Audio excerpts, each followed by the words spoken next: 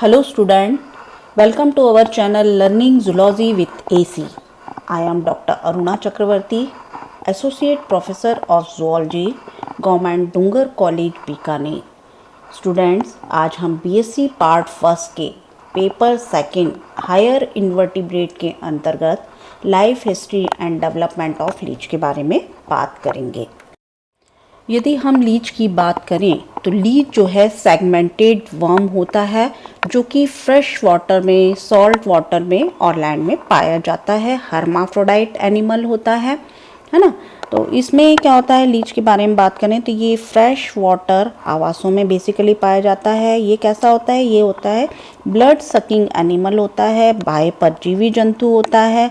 इसे हम Indian cattle Leach के नाम से जानते हैं। बॉडी जो होती है लंबा होता है, डॉर्सल से वेंट्रल की तरफ चपटा होता है। डॉर्सल सरफेस पर जो होता है ऑलिव ग्रीन कलर और वेंट्रल सरफेस जो होता है ऑरेंज कलर का होता है। एंटीरियर पोस्टीरियर सकर जो होते हैं वेल डेवलप्ड होते हैं। एंटीरियर सकर जो होता है ओवल शेप होता है। वेंट्रल सरफेस जो होता है ट्राई रेडिएट माउथ पाया जाता है। बगल कैविटी में 3 जॉस पाए जाते हैं, होस्ट की त्वचा को काटने का काम करते हैं। पोस्टीरियर सकर जो होता है वो सर्कुलर और मस्कुलर होता है। इसमें एडहेसिव ऑर्गन जो होते हैं लोकोमोशन में सहायक होते हैं।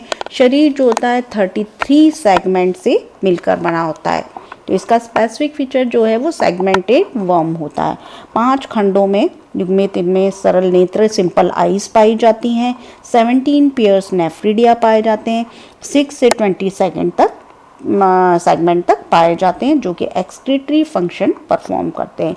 हर्माफ्रोडाइट एनिमल है। मेल और फीमेल जंतु जो होते हैं, मेल और फीमेल जेनाइटल अपर्चर जो होते हैं 10th और 11th सेगमेंट में पाए जाते हैं। वेंट्रल सरफेस पर 9 से 11 खंड जो होते हैं इनमें टेम्परेरी जो होता है क्लाइटेलम जो होता है पाया जाता है। और इनमें क्या होता है, जनन काल में ब्रीडिंग पीरियड में जो होता है एक्टिव होकर कोकून का सिक्रीशन करता है।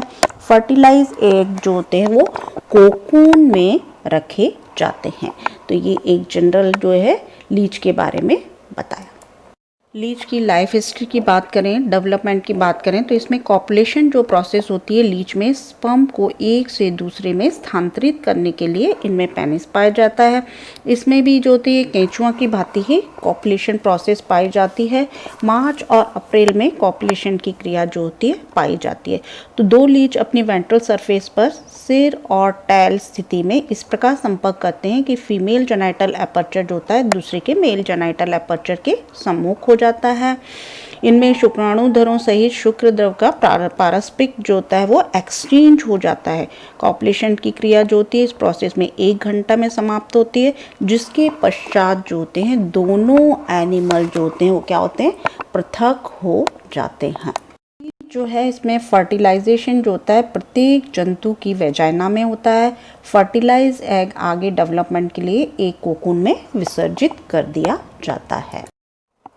लीच जो है इसमें कॉपुलेशन क्रिया के बाद में अप्रैल मई जून में कोकून का निर्माण होता है। कोकून जो होता है वो 9th 10th और 11th सेगमेंट के चारों ओर स्थित होता है। क्लाइटेलम ग्लैंड द्वारा एक जो होता है स्नो वाइट झागदार कर्दनी के रूप में स्रावित किया जाता है। क्लाइटेलम ग्लैंड जो होती है एक एल्ब्यूमिनस द्रव के स्राव करती है जो कि फर्टिलाइज एग के साथ कोकून के अंदर इकट्ठा होता है। इसके बाद में कोकून जो होता है प्रत्येक जंतु के सिर की ओर सरकाया जाता है। जो ही जोग जो होती है लयबद्ध गतियां करके अपना अलग सिरा इसके पीछे खींचती है। इसका प्रोस्टोमियल ग्लैंड जो होती है वो कोकून से अगले और पिछले 2 पोलर प्लग का सीक्रेशन करती है।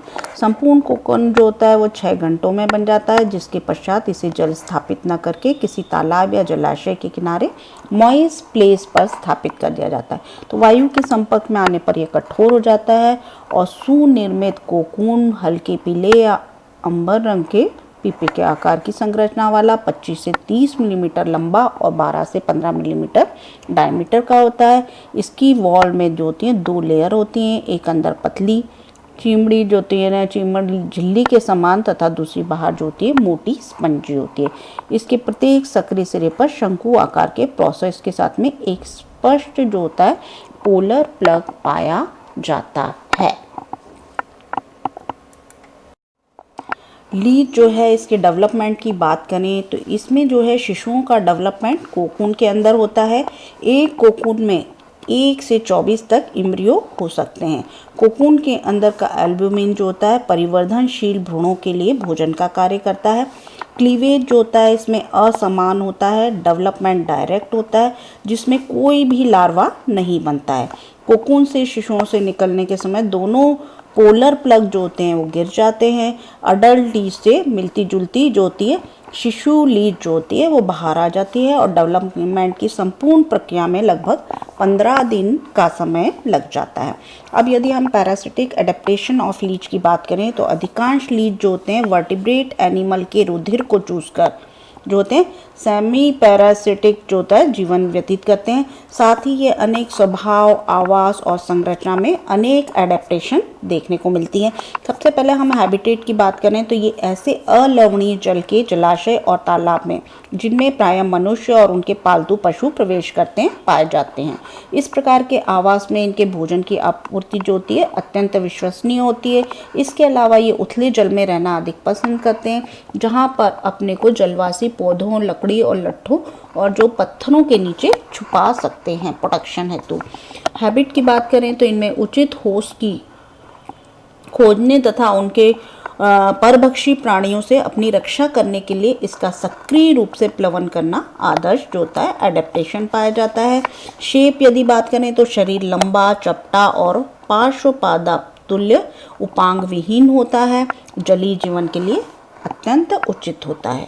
यदि हम इसकी स्लाइम ग्लैंड की बात करें तो इसकी शरीर भित्ति में स्लाइम ग्लैंड्स जो होती हैं पाई जाती हैं जिसके होने वाले स्राव से इनका शरीर जो होता है मॉइस्ट चिकना रहता है, शुष्क नहीं हो पाता तथा प्रचलन के समय घर्षण नहीं होता है।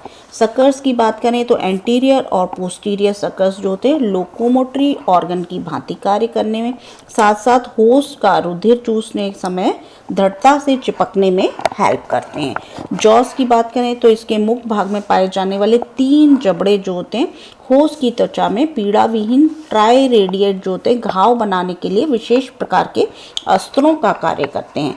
और यदि हम सक्टोरियल फेरिंग्स की बात करें तो इसका मुख एक जो होता है मस्कुलर फेरिंग्स में खुलता है जो कि मांसपेशियों द्वारा बॉडी वॉल से जुड़ी होती है। तो फेरिंग्स जो होती है गुहिका बार बार जो होती है सिकुड़ और फैलकर सक्शन पंप या चूषक पंप की भांति कार्य करती है जिससे होस्ट के जो घाव से निरंतर निकलता हुआ रुधिर जो होता है वो सक किया जा सकता है, चूसा जा सकता है। नेक्स्ट जो है हिरुडिन। हिरुडिन क्या है? Anti coagulant substance. तो लीच की जो लार ग्रंथियां हैं इनके स्राव में हिरुडिन नामक प्रतिस्कंदक पदार्थ जो होता है पाया जाता है जो लीच द्वारा रुधिर चूसते समय थक्का बनने से रोकता है, क्लॉटिंग को रोकता है। इस प्रकार निरंतर रुधिर जो होता है वो चूसा जाता रहता है ना।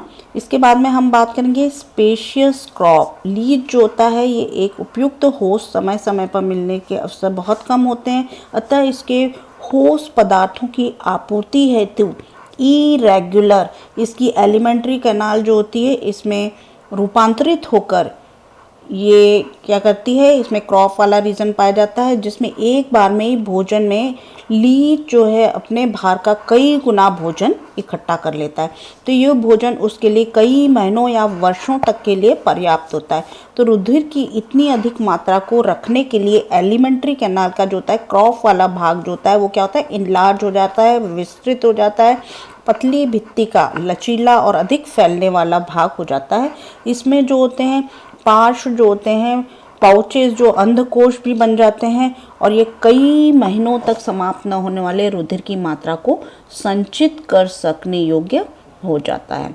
तो इसकी जो जातियां हैं जलवासी वर्टिब्रेट एनिमल की पैरासिटिक होती हैं, ये अपने होस्ट से चिपकी हुई होती हैं।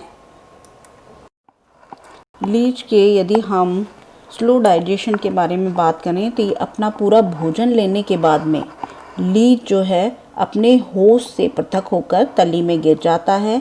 यहाँ पर यह सुस्त और निष्क्रिय पड़ा रहता है। अति मंद गति से रुधिर का पाचन करता है। क्रॉप का अंतिम प्रकोष्ठ जो होता है एक अवरोधनी युक्त छिद्र द्वारा आमाशय में खुलता है और इसी छिद्र से होकर रुधिर एक अत्यंत मंद गति से आमाशय में जाता है। इस प्रकार रुधिर से भरी क्रॉप के रुधिर के पाचन के कई महीने लग जाते हैं। इस प्रकार एक बार लिया गया भोजन कई महीनों के लिए पर्याप्त होता है। इसी कारण लीच में सुनिश्चित पाचक द्रवों और एंजाइम का अभाव होता है। यदि हम इनके सेंस ऑर्गन्स की बात करें तो लीच की जो ज्ञानेंद्रियां हैं सुविकसित होती हैं, जंतु के जीवन के लिए अधिक पर्याप्त अवसर प्रदान करती हैं। इसके ये उभयलिंगता की बात करें तो लीच की प्रजनन दर 2 गुनी हो जाती है, क्योंकि इसमें कॉपुलेशन के पश्चात दोनों ही प्राणी अंडे देने के लिए तैयार होते हैं। और डेवलपमेंट की बात करें तो डेवलपमेंट जो होता है कोकून के अंदर होता है, जो कि एक प्रोटेक्टिव कवरिंग की भांति कार्य करता है। इसके अलावा डेवलपमेंट की गति तेज होती है, लगभग 15 दिन में पूरा हो जाता है डेवलपमेंट, जिससे इनकी आबादी नियमित रूप से बनी रहती है। तो स्टूडेंट्स, आज हमने लाइफ हिस्ट्री ऑफ हिरुडिनेरिया के बारे में बात की।